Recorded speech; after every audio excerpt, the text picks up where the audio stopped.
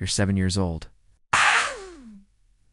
18th century Kyoto hums outside your family's small wooden home, but you hardly notice your whole world is about to change forever. A woman arrives, not like anyone you've ever seen.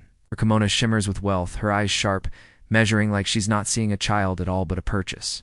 She tilts your chin, studies your ears, flips your hands over as though you're a piece of fruit at the market. Then it happens. Silver exchanges hands. Your parents bow. And just like that, you're no longer theirs. You're lifted into a palanquin, carried through the streets while your family fades behind you. No one asks if you want to go. 7 years old, your childhood ends. Your new home? An Okiya, the most exclusive girls' house in Kyoto? Congratulations. You've just been recruited into Japan's most secretive world, the path of the Geisha. But don't get excited. This isn't the glamorous dream the paintings promise. Tonight you'll discover where you actually stand. The sliding door opens, and in glides the most breathtaking woman you've ever seen. A white-painted face, red lips, hair so tall it looks like it touches the clouds. She moves like flowing water and smells of cherry blossoms. A living goddess. You stare, wide-eyed, till she notices. Her lips curve into a cruel smile. Fetch my tea, little rat. Dream meet reality. That's day one. You're not a daughter here. You're not even a servant. You're something less an insect at the bottom of the hierarchy. While other children chase dolls in the streets, you learn how to kneel for hours without moving, how to bow until your spine screams, how to vanish into silence. One wrong breath, one wrong blink, and a folding fan smacks across your face. By the end of month 1, you've been struck 17 times, and yet you endure. 4 months later, you can walk soundlessly. Hold your breath until your vision blurs. Disappear into the background like smoke. One evening, the house mother orders you to serve tea to an important guest. Your hands tremble as you set down the cup. Waves ripple across the surface. But before disaster strikes, instinct takes over. You turn the teacup so its painted design faces the guest, exactly as the senior women always do. The room goes still. The guest raises an eyebrow. The senior geisha studies you for the first time, not through you, but at you. The girl has potential. 3 words. But to a child who has lived invisible for months, it feels like sunlight. You're no longer just a servant. You've been noticed. For the first time, possibility of becoming a true artist begins to flicker. 3 years pass. You're no longer the terrified child who stumbled through tea service. Now, your body has been reshaped, your back bent into the perfect bow, your knees trained to endure endless kneeling, your voice schooled into quiet obedience. The mornings begin before sunrise. You stretch until your legs scream. Balance books on your head while shuffling silently across the wooden floors. One slip, one splash of spilled water, and you start over. Your neck muscles could hold up a temple roof by now. Afternoons, pure torture. 3 hours with the shamisen strings carving bloody grooves into your fingertips. The teacher, 80 years old, strikes your knuckles with a bamboo rod every time you falter. You flinch, but you never cry. Pain becomes part of the lesson. Dinner doesn't bring rest, only rules. 37 ways to pour sake. 23 ways to flatter a man's ego. 15 approved topics of conversation. 300 forbidden ones. By 13, you've memorized every kimono in the house, every rank, every knot in an obi. Useless to the outside world, vital currency in this one, and then comes the test.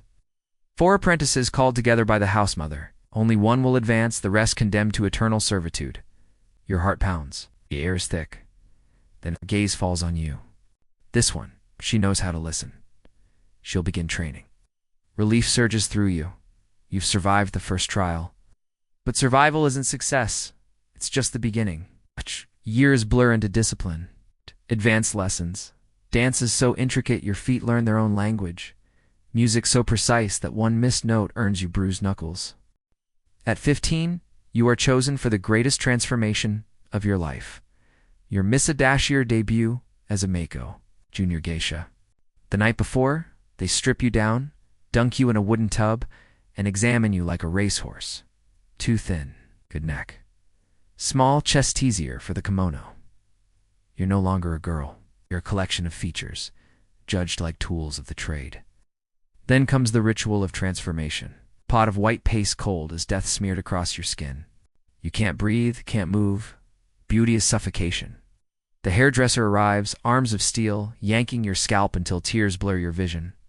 Hundreds of pins stab into your head. You give each one a name. Your favorite, Stabby, McStabberson, refuses to let you sleep at night. Finally, the kimono, Furosode. Its sleeves so long they sweep the floor. The price, more than your family would see in years. 6-inch sandals force you to walk like a tightrope artist, each step a silent prayer. You are ready, or at least you must pretend to be. Your once in your mentor leans close as she guides you to your first tea house. Remember, she whispers, you're not selling your body, you're selling a dream. The illusion that beauty and art still matter. Inside, the room is heavy with sake and expectation. A wealthy merchant stares, his face flushed. You pour with trembling hands, exactly as practiced. Such innocent beauty, he slurs. Your mentor laughs lightly, redirecting his gaze with a perfectly timed gesture. Lesson 1. Redirection is survival. Soon after, a young man requests you specifically at his banquet. Your heart flutters, foolish, dangerous. Your mentor notices immediately. Later, her words are sharp as steel. Admiration is currency. Attachment is debt. Don't confuse them. Cold, ruthless, true. At 17, your first solo dance arrives. The crowd holds its breath as the shamisen begins. Your fan becomes a bird, your body the wind, your movements the very spirit of the seasons. When silence breaks into thunderous applause, a famous poet rises, eyes shining. For a moment he whispers, you are no longer human. You became the storm itself. And for the first time you understand, you are no longer simply learning the art. You are the art. 2 years as a Maiko, and you've mastered the double life. By day, you're a vision floating across tatami mats, draped in silk, every gesture rehearsed to perfection. By night, you collapse onto your futon, makeup still caked on, hairpins stabbing your scalp like daggers.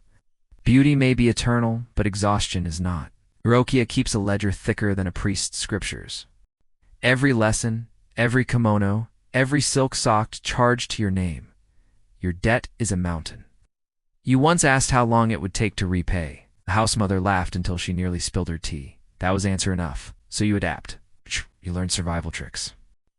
At banquets, when cups of sake keep coming, you master the art of almost drinking, touching the cup to your lips, then quietly emptying it into a potted plant when no one is watching. One tea house ficus becomes so drunk it practically leans when you walk past. You also learn the power of subtlety. A compliment carefully crafted can make a man feel like a warrior king. A glance, a pause, a tilt of the head can silence a room. You become therapist, illusionist, artist all while smiling through it. And your reputation grows. They start calling you the one with knowing eyes, but the mask takes its toll. Some nights you lie awake, wondering which version of you is real. The graceful illusion everyone sees, or the exhausted girl hidden underneath. Maybe both, maybe neither. 3 years in, the debt is still crushing, but then everything changes. A famous actor from the capital arrives. His laughter fills the room, his pockets overflow with coin. At the end of the evening, he leaves a payment so large, the house mother herself blinks a miracle in human form. 1 week later, she summons you. Across the tatami, she slides a lacquered box toward you. Inside lies a golden hair ornament, tortoiseshell and gold, carved with exquisite detail. Not borrowed, she says. Yours. Your first possession. Symbol that, someday, this life might actually belong to you. Soon after, your erike arrives, the ceremony marking your graduation from Maiko to full Geiko.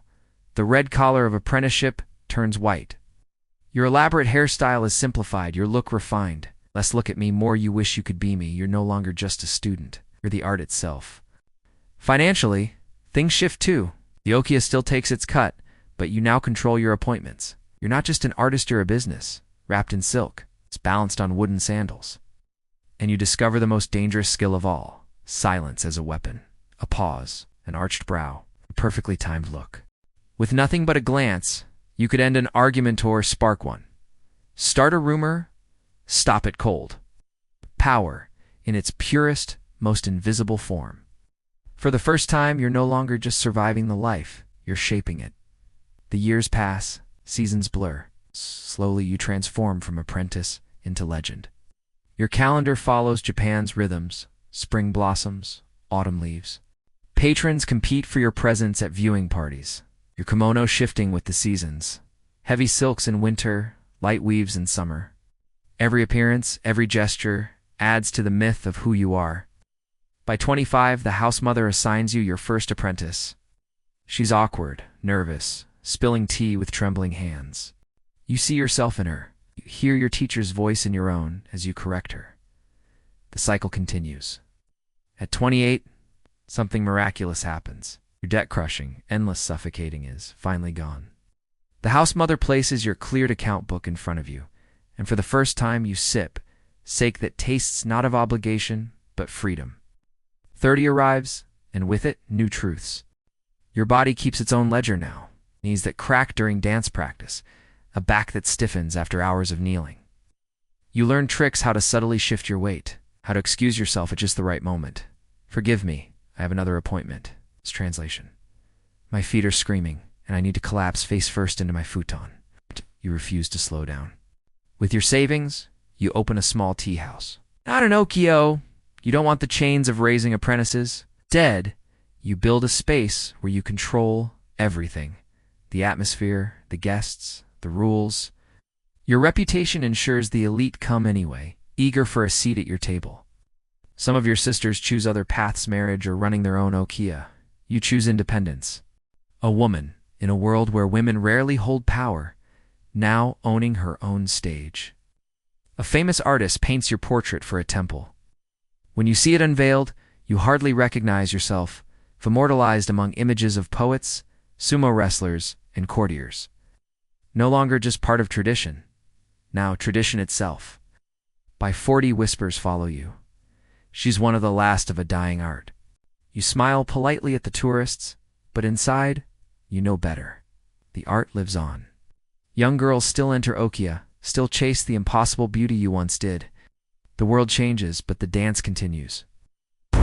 Late one evening, after the last guest leaves your tea house, you sit alone. The room is quiet, the air heavy with incense. You trace faint laugh lines beneath your white makeup and think of the terrified 7-year-old girl dragged into this world. She had no choice, but you now do. What began as a life taken from you has become a life you've claimed. You are not a relic. You are not a prisoner. You are a bridge between past and present, between fleeting beauty and timeless art. And as you whisper across time to that little girl you once were, you know the truth. We did all right.